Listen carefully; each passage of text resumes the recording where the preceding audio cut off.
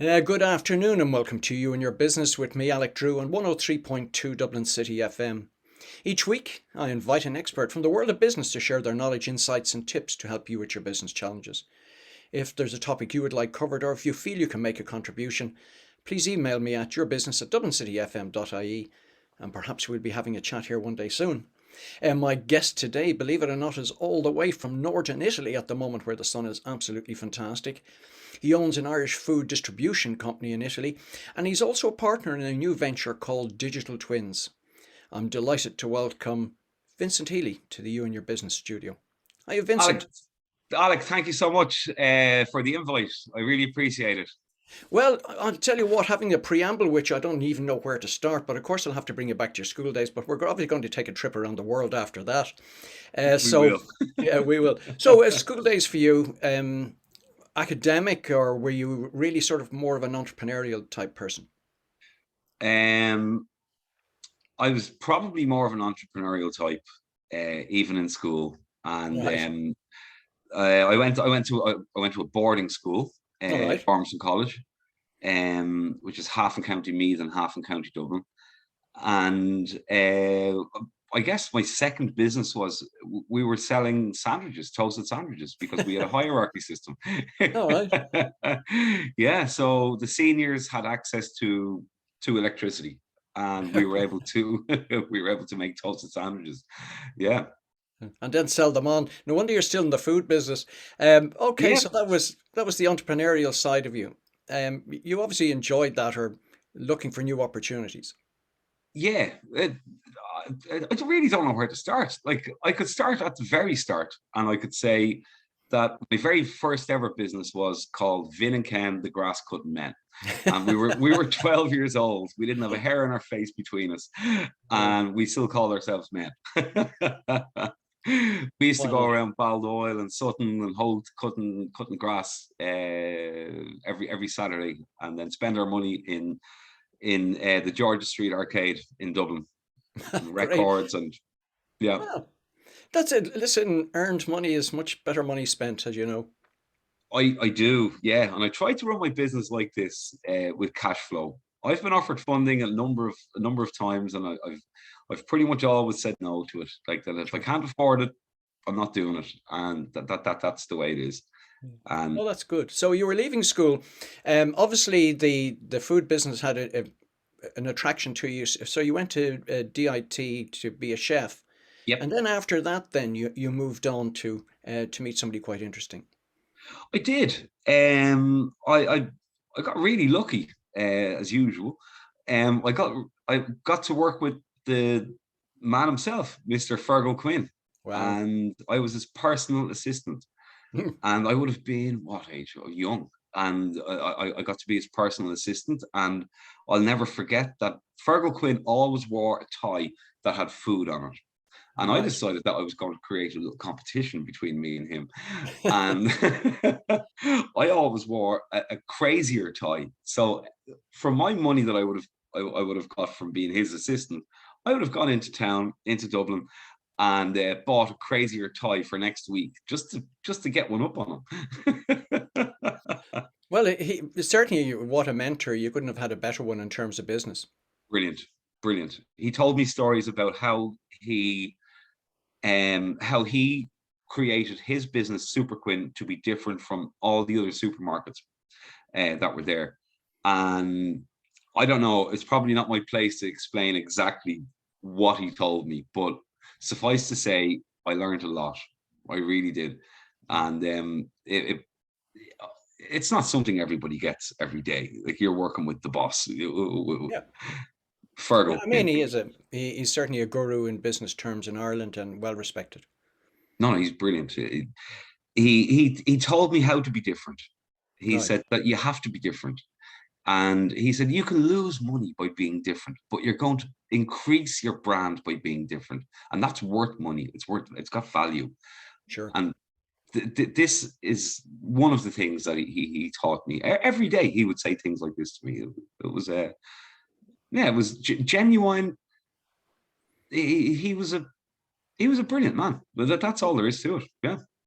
And people tend to forget that a lot of entrepreneurs are willing to share great pieces of knowledge with you if you just ask them in the right way or happen to be with them.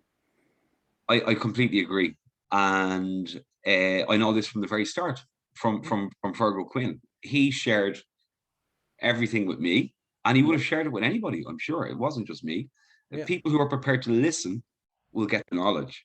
And I listened to him. I didn't know that I needed any of this knowledge at that time. I was young.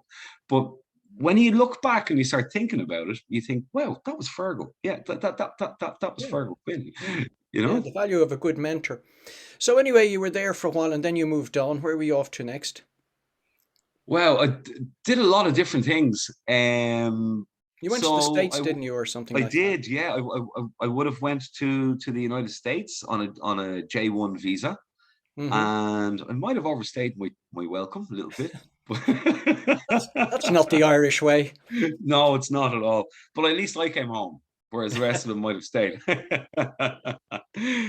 um, so ended up in America working in Tufts University, All right. um, as a decorator, and in various forms of construction there as well. And I came back to Dublin then, and I went to after doing some traveling around Asia. I I ended up got back into DIT, did marketing there for a while, Right. and then went immediately into the construction industry because it was a huge industry at the time. We're talking 2000 up to around 2008, and it was booming. Like it was electric. There was more money in Ireland then than I've ever seen anywhere in the world. Yeah. It was huge. It was certainly That booming, all right. And you also got an opportunity to go back to the George's Arcade, I understand. I did. I decorated it. Yeah, that was kind of that was like the icing on the cake for me. That was like I've done it. Like this is where my whole juvenile life was spent in here, and now I'm 20 meters up on this crane thing, doing this tiny decorations, the kind of Irish decorations on the roof, and yeah, that was a real cream for me. That was excellent. And if you're just joining us now, you're listening to You and Your Business with me, Alec Drew, on 103.2 Dublin City FM, where my studio guest today is Vincent Healy.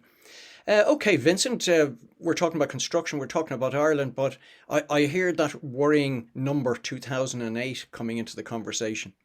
Yeah, I think a lot of your listeners will understand that as a year, and especially July 2008.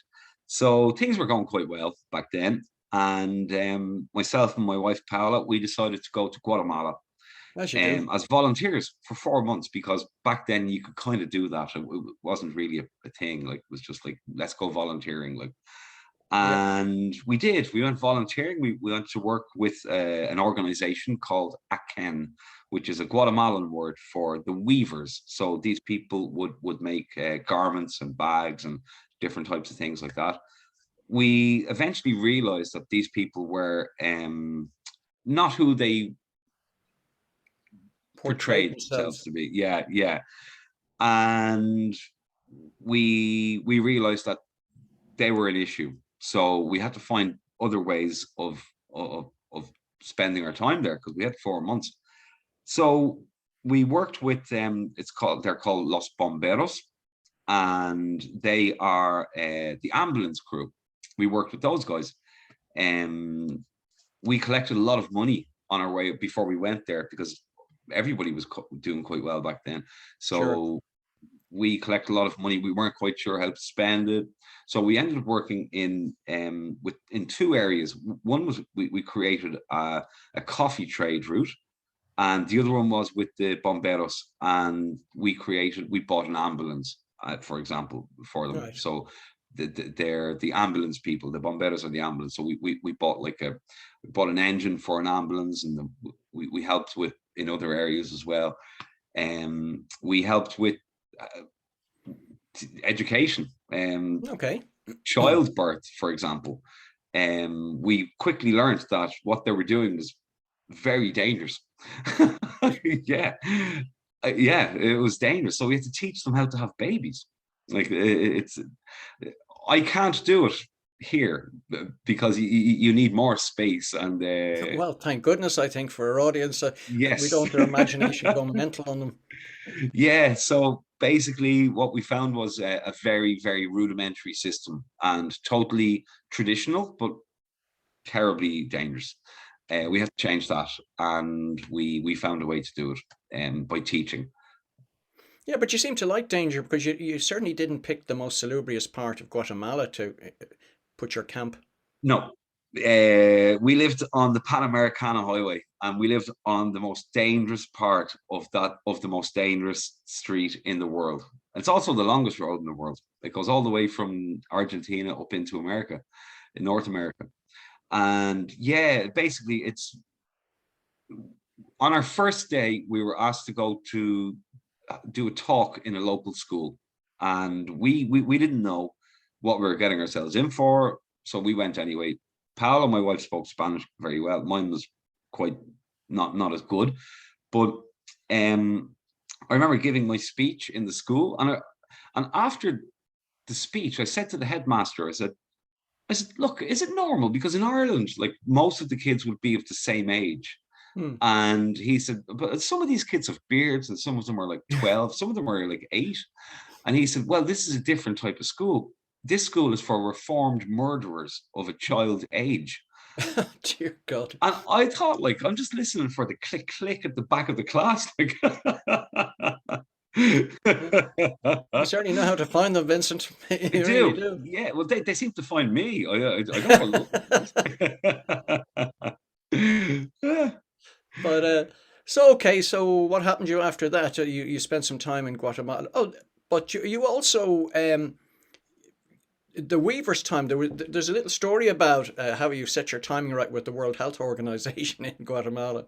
Yeah, right. So the World Health Organization, good and all as it is, it gets it wrong often enough, and more often than usual. And then so one of the things that the World Health Organization would say on its website is that in Guatemala, 60% of the people can speak Spanish, which is not true. It's more like 16%. And in fact, there's 23 different languages in Guatemala. And even the the Maya people who can speak one language cannot speak the other language. So we had to have an interpreter everywhere we went because nobody could communicate with anybody else. Wow. And then when we came back to Italy then, and then we went over for about 1 year in Italy. And then we went to Malawi. And I got into Well, some hang on a terrible second. We've trouble. jumped away from Guatemala to Italy to Malawi. Give our Yeah. audience a chance to put their feet up for a minute. Um, yeah, I mean, you managed to your sort of entrepreneurial skills, if you remember, with the Weavers, who you later discovered were not the best of people, but you managed to show them some entrepreneurial flair. We did, yes. So I went online. Back then, the internet wasn't great, especially in Guatemala. And we found out that the World Health Organization was actually in town. And we took all of their stock from the factory, and we went over to the hospital that was hosting this international event, and we sold about $1,000 on day one. I think it was $1,200 on day two, and the organization uh, where we were supposed to be working with didn't like that because it would have made them independent, that they wouldn't have kept their charity status anymore. And they didn't like that. So in the end, we were chased around with guns. Yeah. I think it must be the first time I've had an entrepreneur who's been chased off a company for making money for them. Yep. It's charity. This is how it works, or it doesn't work, which is why we constantly need it. Is because it's just a simple way out of doing nothing, and you can pull the poor card anywhere, and people will try and help. That All that right. that's what I've seen. All right. So anyway, you were going to come back to Italy. Your wife wished to come back with you. She had a degree that she wanted to follow up on. Yes. So, Paola, my wife is a biomedical engineer, but she wanted to do something a little bit different, which is kind of political science development kind of work, international economics, you could say. And she, after she finished her master's in Italy, she got like it's called a stage, like I suppose it's an internship with Right. an Italian company Mm-hmm. organization in Malawi in Africa. So we Mm. ended up in Malawi in Africa for almost 2 years, and I didn't know what to do there. I had my teaching qualification because I did a TEFL in Mm. Dublin after the crash of 2008, and I, I was offered work, but I didn't accept it. So I decided that I was going to try and learn as I go. Sure. So I went to the ghetto in Lilongwe, which is the poorest city in the poorest country in Africa, which we already know. And I did nothing. Basically, I sat there in the middle of the ghetto with no money, and there was all of these guys, street kids, beggars, coming up to me, going, "Give me money, give me money, give me money," and I was like, "I've no money. Like, it would be foolish of me to bring money here. Like, so Yeah. I'm not going to, I'm not going to do it. I've no money, but I've got me. So maybe you don't need my money, but maybe you need me." And they were like, "Oh, but you're just like this. You're just a white man. You're just a like a rich man." I'm like, "I'm not rich. Have you heard of 2008? I've no money. I'm literally broke here. Like, I'm a volunteer with no money. It's a bizarre situation." And so I said to them, I said, "Look, you guys have something that many of my friends in Ireland don't have, or even in Italy. You've got two languages. You're bilingual, which means that you're Yeah. bright. Like, you've got something that most people don't have." And they said, "Is that good?" I'm like, "Yeah, it's great. It's brilliant. What else have you got?" So we found out that they were amazing musicians and brilliant dancers. So we created a musical group, and we played in front of 10,000 people. And yeah, As you do. as you do on your first gig.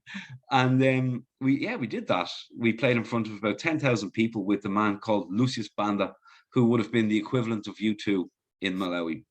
All On our very right. first show, that was amazing. And if you're just joining us now, you're listening to You and Your Business with me, Alec Drew, on 103.2 Dublin City FM, where my studio guest today is Vincent Healy. All right, so you're now the U2 of Malawi. Yeah. Um, I can't stop laughing either. uh, so that was kind of to lead you into more gigs and doing things there. Yeah, so we played at the prestigious Lake of Stars Festival on Malawi Lake. After that, we were invited to play there, and I believe we're the only band who's ever been asked to play twice over the same weekend. And yeah, again, don't ask. I don't know how it happened. It's just these guys had an energy about them, and all it took was for somebody to tap into that energy and to release it in the correct way. And I've never seen anybody so happy. These kids went from street kids. No, I mean beggars. They were beggars. No money. They were eating from local bins to being heroes, literally Right. heroes. Um, they like I could go into the whole story. There's obviously an awful lot more there, but let's say what we did there was we took the poorest people in the world, kids. These were teenagers, kids. We gave them a status. We gave them something to be really proud of, and to them, Lucius Banda was God. Like, Right. and they couldn't believe their luck. And like, I couldn't believe my luck. Can you imagine those guys? Yeah. And it was a huge thing. Then we created another business with the same group, more or less, a tourism business in Malawi. Malawi gets no tourists, so there's about 100 tourists a week. That's more or less, well, when I was there, it must be 12, 14 years ago. they would have had about 100 tourists every week. So we decided to tap into whatever was in the market. And so we decided there's a thing that you have to understand about Malawi and why there's poverty there. There's huge poverty because these young boys, they go from the villages in the jungles, by the lake, all these places, they go into the city, but there's a tradition that says they can't go home unless they are successful. Wow. So my guys were not successful until we came together. Yeah. And so I thought, what a I said, my guy, his name is John Banana. That's not a joke. That's his real name. His name was John Banana. You So get thrown out for being non-PC. I said, well, look, I can go on forever about just that one person. But so I said, John Banana, your family live close to the lake. It's a beautiful part of Malawi. Why don't we create tourism so that you can go back and visit your family and make money? So he said, I would love that, Finn, but obviously I can't go back because it's not our tradition. So I said, look, we found German tourists. And we said to them, I said, look, I'll do the talking. And we got these German tourists to go back to the village with John Banana and his family so that John could go and see his family. He was a street kid. And he couldn't have been happier. We spent a whole night doing village stuff in the traditional way, in the Malawian way, eating their food, fish from the lake, fishing, singing and dancing at nighttime. It was brilliant, but it was a very cultural tourism thing that managed as a Yeah. byproduct to get these guys back to their local villages where they could go back as successful and bring money and not be street kids and basically beggars, and uh, I thought that's probably my crowning jewel right there, was being able to do that one thing in my Hmm. whole life. But it's interesting, as you identified, how you were able to spot and get involved was about sitting around and just watching them, as Yep. opposed to going in heavy-handed and presuming this is what people need and let's give them this, that, and the other, when in fact the requirements were much more simple. Yeah. So I had I didn't know my way around Malawi. I'd never been to Africa before. Hmm. Obviously, it was new to me. So I just sat and listened. I listened to everything, and it took me somewhere between a week and 10 days before I finally had an idea about how to proceed. Didn't get it right first time, second time, third time, but it worked. And I can say that if I walked through the ghetto in Malawi today, I would be welcomed as a hero. Honestly, like what I mean is that if somebody from the United Nations walked through the ghetto in Malawi, they'd be killed. They would. They don't like them. And I Hmm. remember sitting there with these guys. We'd just be sitting around an old fire or whatever it was in the middle of the ghetto. And the United Nations convoys would go past on the main road, and they'd all throw stones at them. And I'd say things like, "Why would you do that? These people are here to help you." And they're like, "They don't help us. All we see is $50,000 go past, $50,000, a new Nissan, a new Nissan, a new Nissan. Look at us. Right. We're stuck in the ghetto." And that's the way they thought about Yeah. things. So it just shows you how to communicate. Anyway, moving back from Malawi, you were going to come back to Italy at some stage. We did. We came back to Italy, and I went back teaching business. Ended up working in the university teaching masters business students in the university for about 5 years, I think, something like that. Right. And completely by chance. And I remember on my very first day teaching the university, there was the dean was there, right, from the school. The dean was there from the school, and I decided that I was going to throw this thing open, right?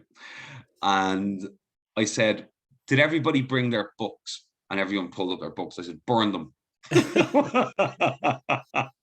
And the dean's face was like, "Oh my God, this is not how we operate." I'm like, "This is not how you operate. You're getting fired. Get Yeah. out." So I decided to do things my own way. Again, I wasn't interested in taking money for creating problems. Like basically, the whole English teaching thing is a huge industry. It's worth about 3 billion a year, and it's being milked. I mean, absolutely milked. It's unbelievable.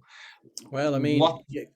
big business and all of that. But I Yeah, suppose in the sort of 3 minutes we've left, just take us through the food business, and maybe if you want to talk about your new project and where people can contact you. So there's 3 minutes for you to fill in. right. I've 3 minutes. God.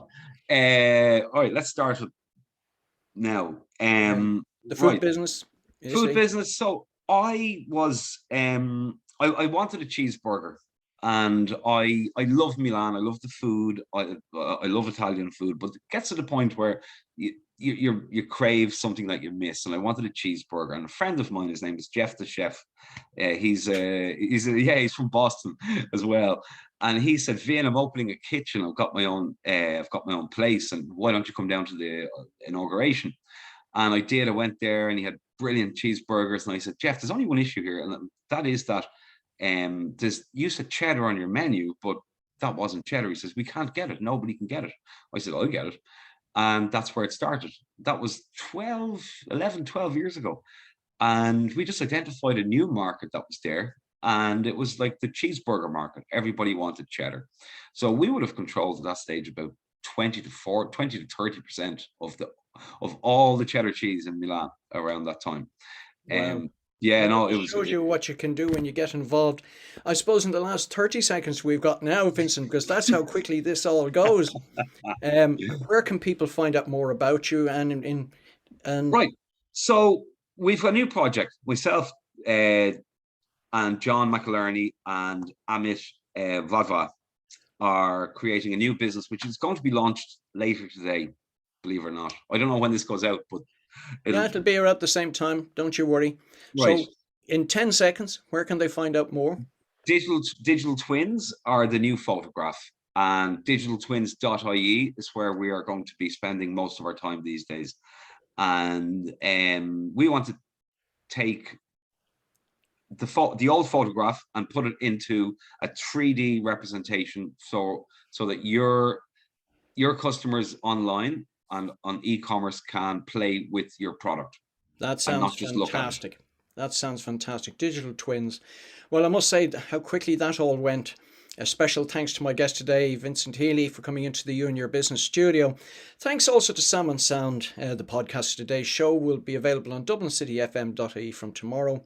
Thank you for your company, and please remember to join me, Alec Drew, again next week at the same time, 12:30, right here on 103.2 Dublin City FM for another edition of You and Your Business. Thank you, Alec.